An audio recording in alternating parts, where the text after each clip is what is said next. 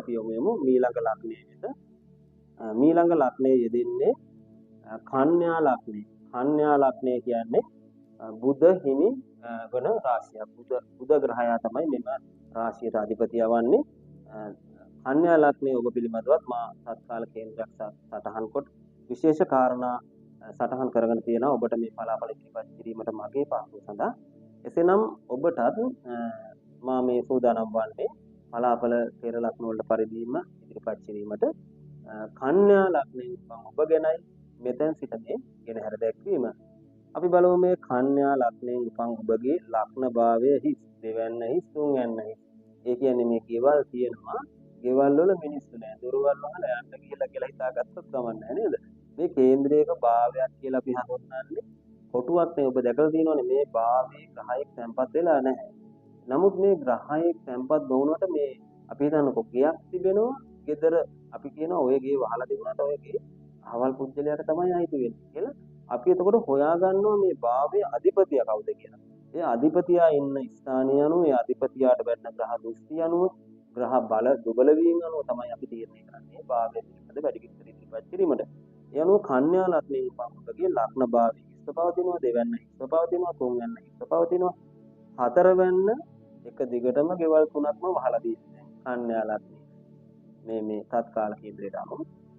ඒ අනුව සිකුරු හතරවැන්නේ, රවි හතරවැන්නේ, කුජ හතරවැන්නේ, බුධ හතරවැන්නේ. තනියක් පාඩුවක් නැහැ. හතර දෙනෙක්ම ඉන්නවා ළඟට නේද? හතර දෙනෙක්ම එක තමයි එකම භාවයේ තැන්පත් වෙනවා, ධනු කියන රාශිගත වෙනවා. එතකොට ඔබගේ රාහු ඉන්නවා හයවැන්නේ, ටිකක් ලෙඩ කරන කාලයක් කියලා පේනවා. ඊට පස්සේ ශනි හත්වැන්නේ, සඳු ඔබගේ නවවැන්නේ, ගුරු දසවැන්නේ, කේතු 12 වැන්නේ තමයි භාවගත වෙලා තිබෙන්නේ.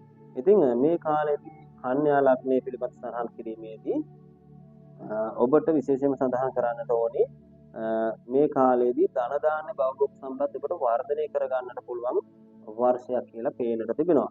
පසුගිය අවුරුද්දේ මුල් භාගයේ ඔබට සාමාන්‍යයෙන් ජනවාරි මාසයේ සිට අප්‍රේල් වගේ කාලය දක්වා අධික පීඩාකාරී තත්ත්වයක් තිබිලා තියෙනවා. ඔබ ක්‍රමක්‍රමයෙන් ඔබගේ බුද්ධියෙන් ඒවා පාලනය කරගෙන වසරේ අන්තිම වෙනකොට සාමාන්‍යයෙන් අපි කියන්නේ ඔළුව උස්සලා දැන් ඉන්නවා කියලා ඒ මට්ටමට ඔබපත් වෙලා ඇති. දැන් මේ වර්ෂයේදී ඔබට විශේෂයෙන්ම 2026 නව වර්ෂයේදී ධන දාන්නේ භවභෝග සම්පත්තිය ආදායම් වැඩි වෙනවා. රැකියාව කරන ගමන් තවත් රැකියාවකට යොමු වෙන්නට හිතෙනවා නේද? දැන් ඔබ යම් කිසි ස්ථානයක රැකියාවක් කරනවා නම් ඔබට හිතෙනවා තමන්ගේ වාහනයක් තියෙනවා නම් හයර් එකක් හරි යන්න ඕනේ. නිකන් තියෙන වාහනයක් කියලා ඒකෙනුත් තමන්ට ආදායමක් එනවා. ගෙදර වතු පිටියක ඉඩක් තියෙනවා නම් මොනවා හරි භෝග වගාවක් කරලා ඔබට හිතෙනවා ආදායමක් කරගන්න ඕනේ, මේක මගේ ජීවිතයට රුකුලක් කරගන්නට ඕනේ කියලා ඔබට හිතෙන කාලයක් බවට පත් වෙනවා. ඉතින් ගොඩක් වෙලාවට මේ කාලෙදී රැකියාවේ වෙනසක් හෝ ලොකු දියුණුවක් ගෙන දෙනවා. මේ කන්‍යා ලග්නයේ අයද අලුතෙන් රැකියා කරන්න මේගොල්ලෝ අපි කියන්නේ මාර විදියට මාස වෙනවා. දැන් අලුත් අවුරුද්ද ප්ලෑන් කරනවා නේද? හිතේ අපි කියන්නේ ඔළුවේ ලොකු කලක් බරක් වටවගෙන වගේ කාලයක් තිස්සේ තිබිච්ච බලාපොරොත්තුවක් ඉස්සෙසිත කර ගැනීම සඳහා අධික විදිහට කන්‍යා ලග්නයයි විහිදෙන කාලයක් වෙන්නට පුළුවන්. ඔබ ව්‍යාපාර ක්ෂේත්‍රයක නිරත වෙන කෙනෙක් නම් ව්‍යාපාර ස්ථානයේ අලුත් වැඩියා කිරීම, ඒ ස්ථාන වලට අපි හිතනවා යාන වාහන අලුතෙන් මිලදී ගන්න, අලුතෙන් යන්ත්‍රෝපකරණ මිලදී ගන්න. මේ වගේ දේවල් වලට ඔබට මේ ලබන වසරේදී විශාල වශයෙන් වෙහෙස වෙන්නට සිද්ධ වෙනවා. වගේම තමයි ඔබට මේ වසර පුරාවටම ලොකුවටම අපි කියන්නේ විශාල වශයෙන් ධනහානියක් එහෙම පේන්නට නැහැ. ගොඩක් වෙලාවට තමන් හිතියට වැඩිය පසුගිය කාල සීමාවට වැඩිය හොඳ තත්ත්වයක් ඇති වෙනවා. දැන් මුල් භාගයේ ඉඳන් ගැටලු තිබිලා තියෙනවා ගිය වසරේ. නමුත් අග භාගයේ වෙනකොට තරම්ම ගැටලුවක් තිබිලා නැහැ. ඔබගේ මේ විශේෂයෙන්ම වර්ෂයේ ප්‍රේම සම්බන්ධතා බිඳවැටීම, ස්ථීර ප්‍රේම සම්බන්ධතාවකට යොමු වීමේ නොහැකියාවල් වගේ දේවල් ගොඩක් වෙලාවට යෙදලා තියෙනවා. ඉතින් පවුලේ අයගේ අමනාප වේ, සමාජයේ කල් ක්‍රියාව වැඩ හොඳ නැතිකම නිසා පවුලේ අය තමන්ගෙන් අපි කියන්නේ තමාව අයින් කරනවා. සහෝදරයෝ වෙන්න පුළුවන්, අම්මා තාත්තා වෙන්න පුළුවන්. අපි කියන්නේ කියන දේ අහන්නෙම නෑ කියලා. ඒ වගේ ගති ස්වභාවයක් එහෙම ඉස්මතු වෙන්නට පුළුවන් මේ කන්‍යා ලග්නයේ උපන් අයගෙන්. දැන් මේක ගොඩක් වෙලාවට මේ 2026 නව වර්ෂයේදී නම් පාලනය වීමක් සිද්ධ වෙන්න පුළුවන් තරමක් දුරට. ඉතින් පෞල් ජීවිතයේ මතභේද ගොඩනගෙන්නට පුළුවන්. සමහර ලාවට තමා විවාහයට කෙනෙක් තෝරා ගන්නවා නම් කලක් ආශ්‍රය කරනවා. කලක් ගත වුණාට පස්සේ කවුරු හරි කියනවා මෙයාගේ මෙන්න මේම දෙයක් නම් තියෙනවා කියලා නේද? වටින් ගොඩින් එනවා ආරංචියක්. ආවට පස්සේ මොකද කරන්නේ? ඔබට සිදු වෙනවා අපි කියන්නේ මේක පැදුරටත් හොරා යන්න ගියා වගේ තමයි නේද? කෝල් ගන්න එක අඩු කරනවා, කතා කරන එක අඩු කරනවා. ඔබවත් දන්නේ මේක නතර වුණේ කොහොමද කියලා.